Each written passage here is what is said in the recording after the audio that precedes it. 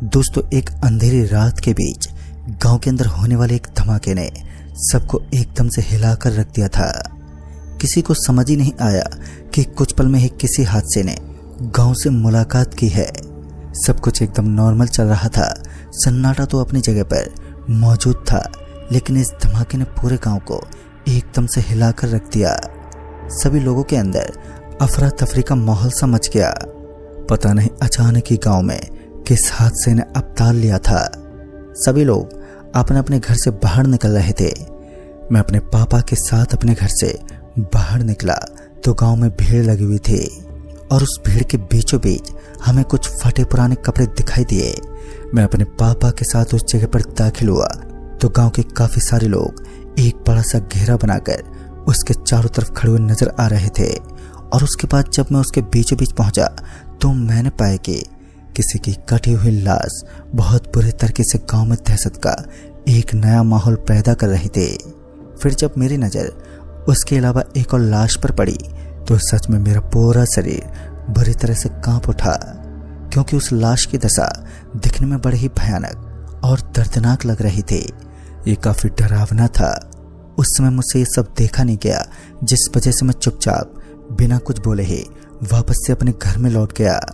मेरा पूरा का पूरा शरीर अब बेचैन सा हो चुका था और मेरे साथ ऐसा होना एक लाजमी सी बात थी, जो कि मैं अपनी जिंदगी में पहली बार कुछ एक्सीडेंट के नज़ारे देख रहा था। खैर, फिर मेरी मम्मी ने मुझे बाहर ना जाने को कहा और उसके बाद मैंने भी वही किया। मैं तो चुपचाप अपने घर के बिस्तर पर लेट गया और चैन की नींद लेने लगा। बाहर के लोगों का कहना था कि एक सिलेंडर फटने की वजह से एक माँ बेटी की मौत हो गई है, लेकिन उसकी एक बेटी अभी भी इस दुनिया में मौजूद थी। लेकिन अब उस मासूम लड़की का क्या होने वाला था, ये सब चीजें परिस्थितियों के ऊपर निर्भर करने वाली थी। एक घर को इस तरह उजड़ता देख सभी लोगों की आंखों में दुख साफ साफ झलक रहा था। आज गांव पूरे तरीके से हताश पड़ चुका था। गांव का ये जोरदार सन्नाटा आज गांव में हुई मौत के बारे में बता रहा था। दोस्तों, कहते हैं कि कच्ची अवस्था में जो मौत जन्म लेती है वो बुराई को अंजाम देती है। कि जब गांव में धीरे धीरे सब कुछ नॉर्मल होने लगता है तो गांव अपनी उन यादों को भूल जाता है जो सिर्फ कुछ ही दिनों पहले उसके साथ हुई थी।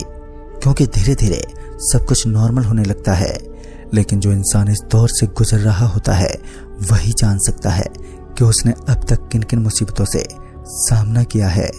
गांव में गैस का सिलेंडर फटना एक अजीब हादसा था, क्योंकि अरुण और उसकी माँ तो एक कमरे में चुपचाप सो रहे थे और एक सिलेंडर का अचानक ही दूसरे कमरे में पहुंच जाना सच में एक ताज्जुब की बात थी। बगल में रहने वाले लोगों का मानना था कि जिस जगह पर यह सिलेंडर रखा हुआ था उसके बिल्कुल दाएं तरफ अरुण और उसकी मम्मी का कमरा था। अचानक उस सिलेंडर का उस कमरे में पहुंचना सच में एक अजीब बात थी। लेकिन अब जो भी हुआ हो, गांव में बड़े हादसे ने जन्म ले ही लिया था। खैर, अभी धीरे धीरे सब कुछ सामान्य चल रहा था कि एक दिन अरुण की बहन की अचानक ही मौत हो गई। उसकी मौत के पीछे का कारण भी एकदम अनजानी हाथ था।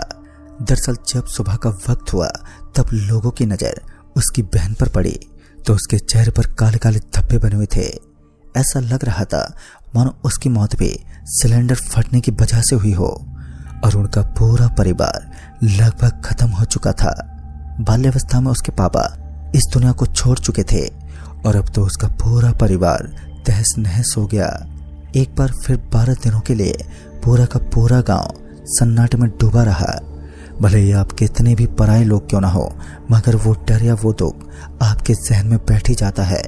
और ऐसा होना एक लाजमी सी बात है कि आपके अगल बगल में कहीं कोई एक्सीडेंट हुआ हो तो आपके दिल को ठेस पहुंचती ही है। खैर, एक पूरे परिवार का अस्तित्व हमारे गांव से लगभग खत्म हो चुका था।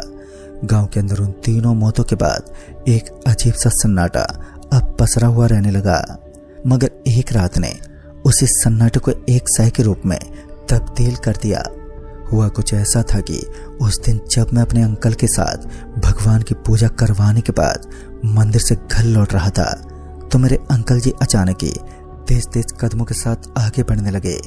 मैंने अपने अंकल को यूं तेज तेज चलने के पीछे का कारण पूछा तो उन्होंने कहा, ये वक्त तुम्हें बताने के लिए नहीं है कि तुम्हें क्या करना है, बस जितना जल्दी हो सके तुम यहाँ से निकल जाओ। फिर तत्काल मैंने ऐसा ही किया, अपने अंकल के साथ साथ तेज गति से आगे बढ़ने लगा। फिर हमें अचानक ही फूलों की महक आने लगी और ये सुगंध इतनी अच्छी थी कि मेरा मन लुभने लगा। फिर मेरे अंकल मेरी गर्दन पर झपट्टा मारते बोले, तुम माया के आक्रोश में धंसते जा रहे हो, तुम्हारे लिए बेहतर होगा कि तुम चुपचाप मेरे पीछे पीछे बिना कुछ सोचे चलो। चाचा का गुस्सा आज मैं पहली बार देख रहा था। ऐसा पहली बार था जब मेरे चाचा को मेरे ऊपर हाथ उठाना पड़ा। हालांकि चाचा से मुझे भी चिढ़ हो रही थी, मगर बिना कुछ जाने किसी गलती को ठहराना भी ठीक नहीं था, जिस वजह से मैंने उस समय चाचा को कुछ नहीं कहा और चुपचाप घर की तरफ निकल पड़े। आज शनिवार का दिन था। बाकी दिनों के मुकाबले आज अंधेरा कुछ ज्यादा ही था और सन्नाटा भी भय को उसकी चरम सीमा पर पहुंचाने का काम कर रहा था। और अब हमारे घर की दूरी भी इस स्थान से बस थोड़ी दूरी पर थी कि मुझे एक पेड़ के नीचे 3 जने खड़े दिखाई दिए। और ताजुब तो इस बात की थी कि वो एक जगह पर स्थिर खड़े थे। उन्हें देखकर तो ऐसा फील हो रहा था मानो वो किसी के हाथों द्वारा बनाई गई मूर्तियां हैं। जब मैं उनके ओर बढ़ने लगा तो मेरे चाचा मुझे अपने गुस्से भरी नजरों से अब देखने लगे थे और तब मैं समझ चुका था कि मुझे कोई भी गलत कदम उठाना नहीं है, उल्टा मेरे चाचा के साथ इस रास्ते को जल्द से जल्द काटना है। मैं बार बार उसी पेड़ की तरफ देखता रहा जहां पर मुझे वो 3 अजीब से दिखने वाले शख्स दिखाई पड़ रहे थे। मैं सही सलामत घर तो पहुंच गया, मगर थोड़ी ही देर में मेरा पूरा बदन जोरों से दर्द करने लगा। ऐसा महसूस हो रहा था कि कोई मेरे शरीर को जोरों की मार से आघात पहुंचाने की कोशिश कर रहा हो। मैं एकदम टूट सा चुका था और अब मुझे ऐसा लग रहा था मानो मेरे बदन में कोई सुई चुभा रहा हो। उस रात में आराम से सोने लगा, लेकिन जब मैं कुछ दवाई लेकर बिस्तर पर लेटा तो मुझे काफी हद तक राहत मिली। रात के 11:30 बजने को चले थे और मुझे किसी खिड़की के खटखट की आवाज सुनाई देने लगी। आवाज वो भी इतने रात को। यही सब सोचते हुए मैं अपने घर से बाहर निकल गया। घर के बाहर तो मुझे कोई भी दिखाई नहीं दिया, लेकिन जब मैंने अपनी नजरों को चारों तरफ घुमाया तो मैंने देखा कि मुझे गांव की मेन लाइट के पास कोई टहलता हुआ दिखाई दिया। उस समय मेरे अंदर इतनी हिम्मत नहीं थी कि मैं उस शख्स के करीब पहुंच सकूं, पर फिर भी मैं कोशिश कर रहा था कि मैं उसके बदन के साथ उसका चेहरा ठीक से देख सकूं। हालांकि वो मुझसे करीब 50 मीटर की दूरी पर खड़ा था। जब मुझे लगा कि इस घनघोर रात में घर से बाहर निकलना उचित नहीं है, तो फिर मैं अपने कदम पटकते हुए वापस घर की तरफ रवाना हुआ। लेकिन तभी मुझे अपने पीछे की ओर से एक आवाज आई और उस आवाज को सुनकर मुझे तो ऐसा ही लग रहा था कि मानो मेरे पापा इस वक्त मेरे पीछे खड़े होकर मुझे आवाज दे रहे हैं। और जब मैं अपने पीछे मुड़ा तो मैंने देखा कि सच में मेरे पापा उस लाइट के पास खड़े होकर मुझे अपनी तरफ आने का इशारा कर रहे थे। फिर मैं बिना कुछ सोचे समझे अपने पापा की तरफ चल दिया और जब मैं अपने पापा के पास पहुंचा तो उन्होंने मुझे उस पेड़ के पीछे देखने को कहा जिसके नीचे इस वक्त वो मौजूद थे। और बाद में जब मैं उस पेड़ के पीछे पहुंचा तो मेरी आंखें फटी की फटी रह गईं। मेरी आंखों में डर के साथ साथ अपनी मौत का एक छोटा सा दृश्य नजर आने लगा। गांव के काफी सारे जाने पहचाने लोग उस पेड़ के नीचे काली मिट्टी से भरे हुए थे और उन सभी की मौत हो चुकी थी। ये दृश्य मेरे लिए कतई आसान नहीं था। ये एक ऐसा मंजर था जिसे अपनी जिंदगी में फेल करना भी मेरे लिए एक बेहद भयानक सपना था। और अब तो मैं अपनी आंखों के सामने एक ऐसा दृश्य देख रहा था जो हकीकत के साथ साथ खौफनाक दास्तां का दूसरा रूप था। फिर मैं अपने कदम पीछे हटाने लगा, लेकिन कोई फायदा नहीं था क्योंकि वो काले काले दिखने वाले गांव के सारे लोग जिंदा लाश के रूप में तब्दील हो चुके थे। वो अचानक ही अपनी जगह से उठने लगे और उनके बढ़ते हुए कदम कहीं ना कहीं मुझे अपनी मौत का एक द्वार दिखा रहे थे। शायद अब मैं मरने वाला था क्योंकि मेरी जिंदगी जीने की सारी उम्मीदें लगभग खत्म हो चुकी थी और मैं जोर जोर से चिल्लाने लगा। लेकिन फिर मुझे एक औरत नजर आई जिसका धड़ तो था मगर सर नहीं था और उस औरत को अपने सामने खड़ा देखकर मुझे एक आवाज आने लगी कि तुम सभी की यही दशा होगी, तुम लोग बहुत बुरे हो, तुम मुसीबत के समय किसी की मदद नहीं कर सकते। और ये आवाज मुझे जानी पहचानी लग रही थी। मेरे कानों में गूंजने वाली ये आवाज इतनी भयानक थी कि मैं पूरा पसीने से तरबतर होता हुआ अपने बेड से नीचे गिर पड़ा। फिर मुझे महसूस हुआ कि ये कोई असलियत नहीं है बल्कि मेरा एक बहुत ही भयानक सपना था जो अब टूट चुका है। लेकिन इस सपने के पीछे एक हकीकत भी हो सकती थी। अब मैं नहीं जानता था कि उस असलियत का राज क्या है, लेकिन मैं तत्काल ही अपनी मम्मी के कमरे में पहुंच गया और फिर मम्मी के बगल में पड़े बेड के ऊपर लेट गया। अब मुझे नींद तो नहीं आ रही थी, लेकिन जब मैंने घड़ी की तरफ समय देखा तो रात के तकरीबन 3:30 बज रहे थे और फिर उसी वक्त गांव में शोर शराबा मचने लगा। यह शोर शराबा इतनी जोर से मच रहा था कि मजबूरन मुझे अपने घर से बाहर निकलना पड़ा। मेरे साथ इस बार मेरे पापा भी थे और जब हम आधी रात को घर से बाहर निकले तो हमने देखा कि इस शोर शराबे के पीछे का कारण कोई और नहीं बल्कि एक लाश थी जो गांव के बीचों बीच पड़ी हुई थी।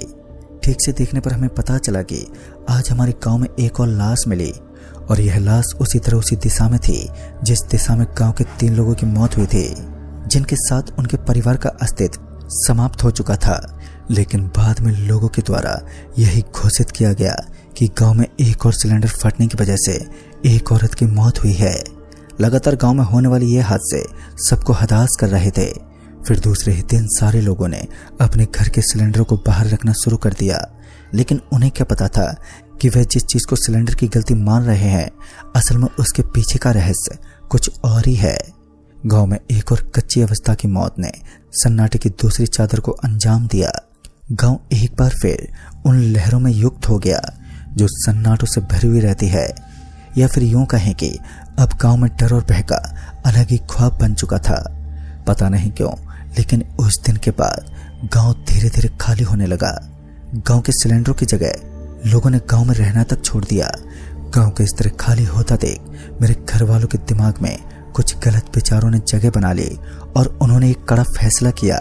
दरअसल उनका कहना था कि अब वो भी सिर्फ 2 दिन के बाद ही इस गांव को अलविदा कह देंगे, क्योंकि गांव के सिर्फ एक शख्स के साथ बुरे हाथ से जन्म नहीं ले रहे थे बल्कि युवा पीढ़ी के सारे बच्चे के अंदर इसका आक्रोश फैलने लगा।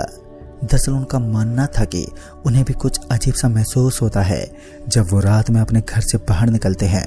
फिर जब आखिरी दिन जब हम लोग उस गांव में आखिरी रात बिता रहे थे तब हमें पता चला कि जिन सिलेंडरों की वजह से एक पूरा का पूरा परिवार खत्म हुआ था, उसी परिवार की तीनों आत्माएं इस गांव पर अपना कहर बरपा रही हैं, क्योंकि उन्हें सही समय पर अस्पताल की सुविधा नहीं मिल पाई, जिस वजह से उनका गुस्सा गांव वालों पर फूट रहा है। खैर फिर मुझे भी याद आया कि जिस दिन मैं अपने घर से अपने बुरे सपने में बाहर निकला था, उस दिन मैंने उन्हीं तीनों की आत्माओं को देखा था जो काफी भयानक नजर आ रही थी। लेकिन फिर क्या था, इतनी भयानक सच्चाई मालूम होने के बाद मेरे घर वालों के साथ मैंने भी उस गांव को अलविदा कह दिया। उस गांव के ऊपर अब एक श्राप लग चुका था। यहाँ कुछ लोगों की मान्यता ये भी है कि अब यह गांव पूरे तरीके से भूतों का बसेरा बन चुका था, क्योंकि जब एक भूत की मौजूदगी होती है तो दूसरी आत्माएं भी अपना बसेरा स्थापित कर लेती हैं। और कुछ लोगों के अनुसार अब वह गांव पूरे तरीके से वीरान बन चुका है। कहते हैं जो इंसान आज भी उस गांव से गुजरने की हिम्मत करता है तो उसे एक दृश्य देखने को मिलता है। कहते हैं कि वो आत्माएं आज भी लोगों से अपना बदला लेने की पूरी कोशिश करती हैं जिन्होंने उनकी मदद नहीं की और उनकी तड़प तड़प कर मौत हो गई। दोस्तों, इसलिए कहते हैं कि हमें उस इंसान की मदद जरूर करनी चाहिए जो बेसहारा हो। खैर आज इस घटना को तकरीबन 10 साल बीत चुके हैं, लेकिन मैं आज भी हमारी जन्मभूमि में अपने कदम पटकने की हिम्मत नहीं कर पाया। तो दोस्तों, इस कहानी में बस इतना ही। तब तक के लिए बाय एंड टेक केयर।